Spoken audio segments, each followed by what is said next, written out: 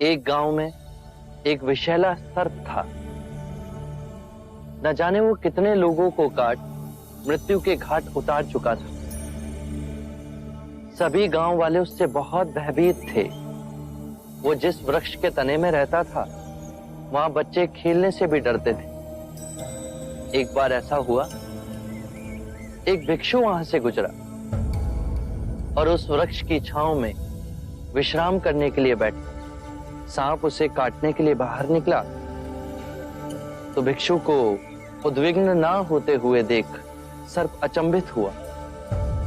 भिक्षु ने उसे उपदेश दिया कि तुम्हारे काटने से, तुम्हारे लोगों को क्षति पहुंचाने से उन्हें बहुत पीड़ा होती है, उनके प्राण भी चले जाते हैं। सर्प में वैराग्य जागा।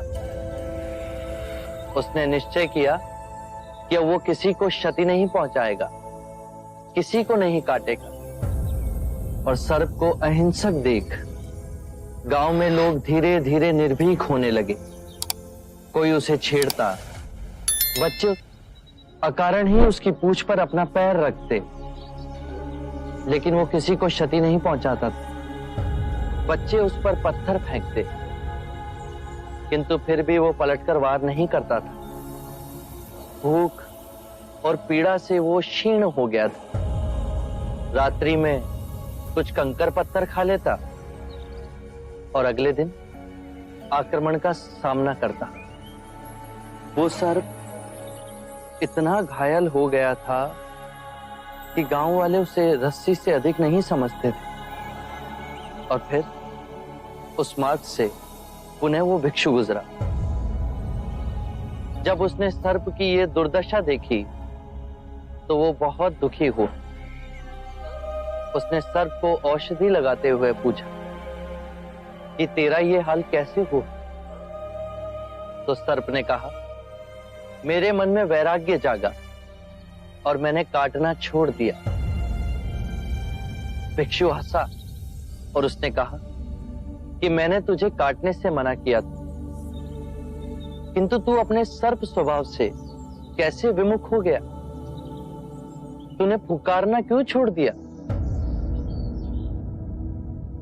किसी भी बात की अति, अहिंसा की भी अति, यदि ध्यान से देखोगे तो हिंसक बन जाती।